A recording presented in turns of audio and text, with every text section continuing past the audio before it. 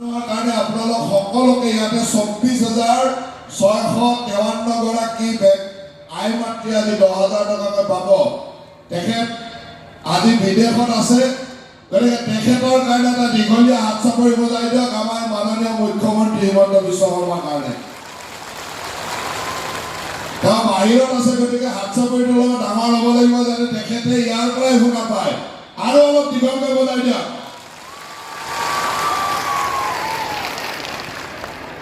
আপোনালোকক এই ১০,০০০ টকা দিয়ে এজন মানুহ মঞ্চতে বহি আছে, হাগ্ৰামা মহিলাই ডাঙৰীয়া, তেখেতৰ কাৰণে এটা দীঘলীয়া হাত চাপৰি বজাই দিয়ক।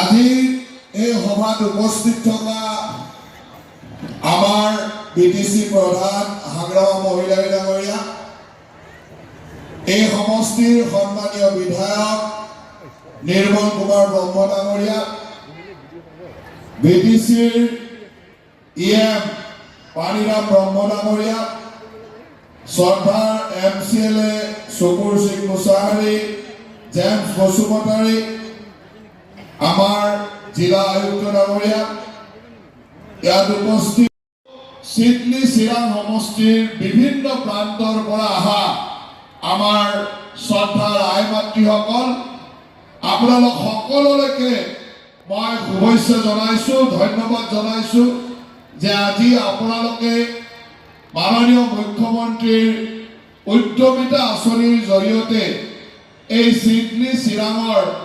২৪,৬৫৩ গৰাকী আই মাতৃক যে আমি চেক প্ৰদান কৰিম ১০,০০০ টকাকৈ এই অনুষ্ঠানত আপোনালোক আহি উপস্থিত হৈছে।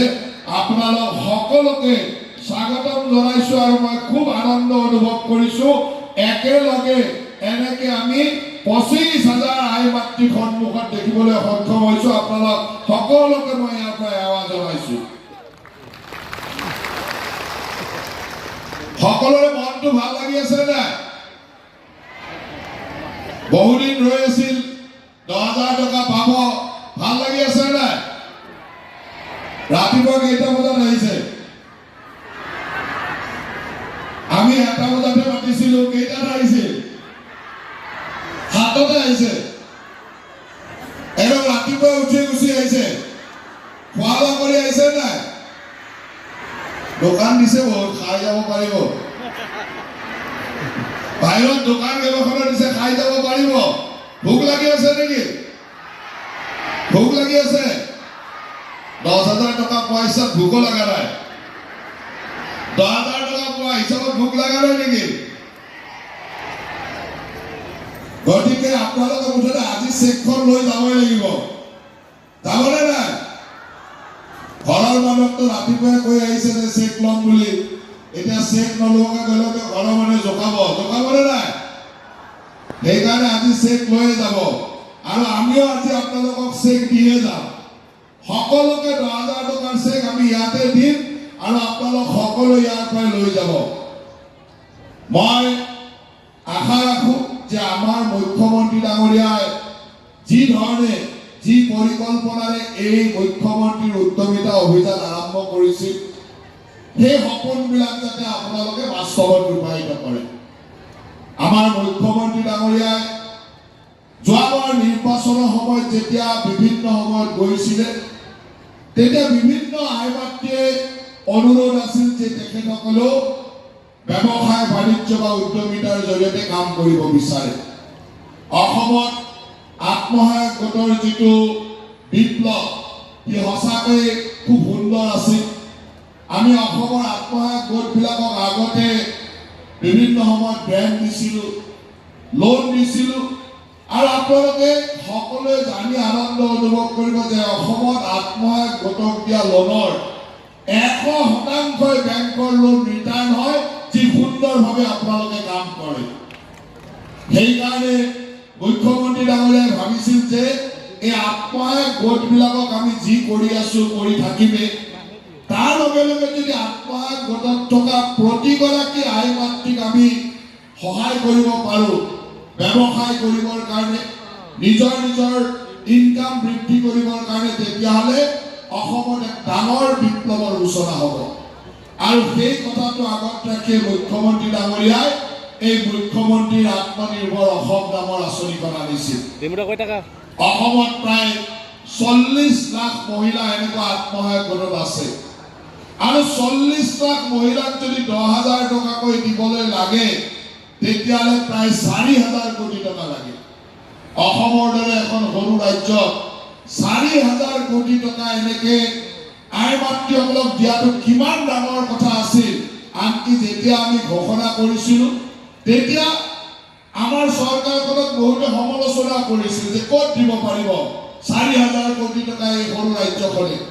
কিন্তু আমাৰ মুখ্যমন্ত্ৰী ডাঙৰীয়াই যথেষ্ট দূৰদৰ্শিতাৰে কাম কৰি আজি অসমত একেলগে 33 লাখ মহিলাক 3,300 কোটি টকা এনেদৰে আপোনালোকৰ উন্নয়নৰ কাৰণে আপোনালোকৰ ব্যৱসায় উন্নয়নৰ কাৰণে দিবলৈ আজি সক্ষম হৈছে। আজি আমি বিচাৰো যে অসমৰ আই মাতৃসকলে বিভিন্ন নতুন নতুন কাম কৰক আৰু সঁচাকৈ আমি আনন্দিত আজি অসমৰ আই মাতৃয়ে এক নতুন দিগন্তৰ সূচনা কৰিছে যে হয় আই মাতৃসকলে কৰিব পাৰে। মই অলপ আগতে ইয়াতে চাইছিলোঁ যে ইয়াত আমি 25,653 গৰাকী আই মাতৃক আজি 10,000 টকাকৈ দিম। তাৰমানে এই 24,653 গৰাকী আই মাতৃক দিওঁতে আমাক প্ৰায় 25 কোটি টকা লাগিব। আজি এইখন মঞ্চৰ মিটিঙৰ পিছতে আমি 25 কোটি টকা আপোনালোকৰ হাতত দিম আৰু এই 25 কোটি টকাৰে চিটনি চিৰাঙত এক আমূল অৰ্থনৈতিক পৰিৱৰ্তন হ'ব বুলি আমি বিশ্বাস কৰোঁ আৰু আপোনালোক প্ৰত্যেকগৰাকী আই মাতৃয়ে এই কথাৰে লাহে লাহে আগবাঢ়ি গৈ একদিন লাখপতি বাইদেউ হ'ব বুলি আমাৰ বিশ্বাস আছে আৰু আপোনালোক সকলোৱে হ'ব পাৰিব। পাৰিবনে নাই লাখপতি বাইদেউ হ'ব? কোনে কোনে পাৰিব হাত দাঙকচোন। নোৱাৰা মানুহ আছে নেকি লাখপতি বাইদেউ? কোনে কোনে নোৱাৰে একবাৰ হাত দাঙক। চবেই পাৰিব। তাৰমানে আমাৰ ইয়াত যি 24,553 গৰাকী লোক আই মাতৃ আছে তাৰমানে সকলোৱে এদিন লাখপতি হ'ব লাগিব আৰু আমাৰ চৰকাৰৰ লক্ষ্য হ'ল যে আপোনালোক সকলোকে আমি লাখপতি কৰিব লাগিব। তাৰ কাৰণে কি কৰিব লাগিব? 10,000 টকাটো লৈ কি কৰিব লাগিব? মোবাইল কিনিব লাগিব। কি কৰিব? মোবাইল কিনিব নেকি? কোনে কোনে মোবাইল কিনে হাতত? কোনে নিকিনে নেকি? মোবাইল কোনে কোনে কিনিব এবাৰ হাতৰ ওচৰত?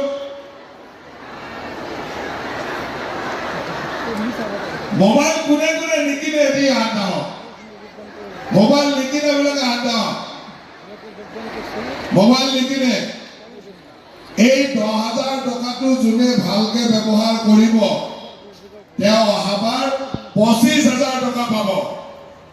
25,000 লাগিব নে নাই? কাক কাক নালাগে হাত দাও। ইফালে নালাগে নেকি? লাগিব নে নাই? 25,000 নালাগে? 25,000 নালাগে নেকি? লাগিব। 25,000ৰ পিছত 50,000 কাক কাক লাগিব এবাৰ হাত দাও। 50,000 কাক কাক লাগিব? সকলোকে 50,000লৈকে লাগিব। তাৰ মানে কি কৰিব লাগিব? তাৰ মানে আপোনালোকে এই পইচাটো ভালকে ব্যৱহাৰ কৰিব লাগিব। এই 10,000 টকা আপোনালোকক দিছো। আপোনালোকে কিছুমান আঁচনি দিছে। কোনোবাই ছাগলী পালন কৰিম বুলি দিছে, কোনোবাই গৰু পালন কৰিম বুলি দিছে, কোনোবাই কৈছে যে গাহৰি পালন কৰিব, কোনোবাই কৈছে যে মই ফুড ইণ্ডাষ্ট্ৰি কৰিম, আচাৰৰ ব্যৱসায় কৰিম, কোনোবাই কৈছে যে মই তাঁতশাল লগাম।